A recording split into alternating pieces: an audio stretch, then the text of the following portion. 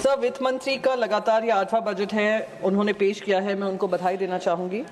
साथ ही साथ आम जनता को जो लगातार 8वें बार धोखा मिला है, उसकी सुनवाई रखना चाहूँगी। धोखा शब्द शायद अनपार्लियामेंट्री अच्छा, उनके साथ बदहाली। सर, पार्लियामेंट्री है, बदहाली पार्लियामेंट्री है तो बदहाली अपेक्षा है पार्लियामेंट्री। हाँ, पार्लियामेंट्री बदहाली। सर, वित्त मंत्री ने जब बजट पेश किया, उन्होंने 12 लाख तक का इनकम टैक्स की राहत जनता को दी, उसका मैं स्वागत करती हूँ। पर ये जो 11 साल बाद मिडिल क्लास मध्यम वर्गीय लोगों की सुनवाई हुई है, जो हर बार उम्मीद से वित्त मंत्री की तरफ, बजट की तरफ देखते थे, पहला बजट हुआ, दूसरा बजट हुआ, तीसरे बजट से निर्मला सीतारमण जी ने कमान संभाली, पर उनकी सुनवाई कोई नहीं कर रहा था। ये जनता, वही मध्यम वर्गीय का 240 का आंकड़ा जो है, उन्होंने उनको मजबूर कर दिया कि 12 लाख की राहत उनको मिले। तो मैं उसका स्वागत करना चाहती हूँ कि 240 पे आए तो शायद मध्यम वर्गीय लोगों की सुनवाई भी हुई, क्योंकि वो मध्यम वर्गीय लोग वो हैं जिन्होंने देखा 2,09,000 करोड़ लोगों का कॉर्पोरेट लोन वेव ऑफ कर रहे थे, राइट ऑफ कर रहे थे, राइट ऑफ। उन्होंने देखा 2024 में 1,70,000 crore corporate tax corporate loan waiver write off हो रहे थे, और वो फिर भी उम्मीद लगाए बैठे थे कि जनता, जो केंद्र सरकार है, उनको थोड़ी इनकम टैक्स की छूट देगी। फिर उन्होंने देखा हाई नेटवर्थ इंडिविजुअल्स देश छोड़ छोड़कर बाहर जा रहे हैं, फिर भी वही मध्यम वर्गीय लोग हैं जो उम्मीद की आस लगाए बैठे, तो आज उनकी सुनवाई हुई है, मैं उसका स्वागत करती हूँ। सर, मैं महाराष्ट्र से आती हूँ। महाराष्ट्र में जो हम हर 100 रुपये का योगदान केंद्र में डालते हैं, हमें सिर्फ 7 रुपये वापस मिलता है।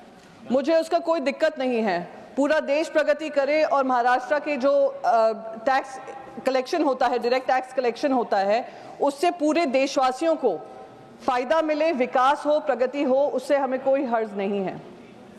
पर सर, जिस तरीके से बजट का इस्तेमाल सिर्फ और सिर्फ इलेक्शन पर्पस से करने लग गए हैं, उससे मुझे तकलीफ होती है। सर, मैं महाराष्ट्र से आती हूँ। मुझे बिहार को जो भी अनाउंसमेंट्स हुए हैं, खुद संजय यादव जी ने कहा, जो भी अनाउंसमेंट हुए हैं, कोई भी धरातल पे तब्दीली नहीं होती है। हर साल बजट पे अनाउंसमेंट होता है। प्लीज, तो आप करेक्ट कर देना जब आपका समय आए। सर, उन्होंने इस बजट में न्यू कनाल प्रोजेक्ट्स अप्रूव किए हैं बिहार के लिए। महाराष्ट्र से क्योंकि आती हूँ, विदर्भ और मराठवाड़ा भी उसी उम्मीद से देखता है कि शायद हमारा भी नाम लिया जाएगा और हमारे भी जो इरिगेशन प्रोजेक्ट्स है उस पर ध्यान दिया जाएगा। 2022 में ऑफिशियल्स के आंकड़े थे कि करीब 43,500 करोड़ का इरिगेशन सपोर्ट चाहिए, करीब 100 प्रोजेक्ट्स कंप्लीट करने के लिए, क्योंकि इलेक्शन का साल था पिछला साल। तो लास्ट ईयर सरकार ने 600 करोड़ का स्पेशल पैकेज इरिगेशन प्रोजेक्ट्स के लिए ड्रॉट हिट विदर्भा और मराठवाड़ा के लिए दिए। पर सर, उसमें इस्तेमाल कितना हुआ?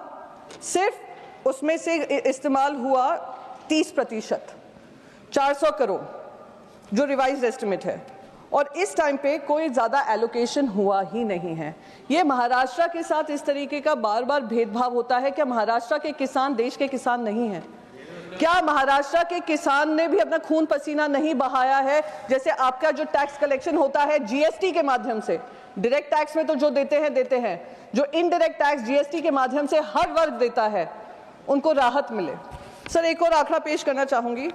नागपुर का नाग रिवर है, जिसमें पोल्यूशन अबेटमेंट के लिए एक प्रोजेक्ट के लिए 500 करोड़ का बजट एस्टिमेट 2024 में किया गया फाइनेंशियल ईयर, और उसमें प्रोसीजरल डिलेज की वजह से सिर्फ 6 करोड़ अलॉट हुए और इस्तेमाल हुए। और अब जो नया बजट आया है, उसमें सिर्फ और सिर्फ 300 करोड़ उनको दिया गया है।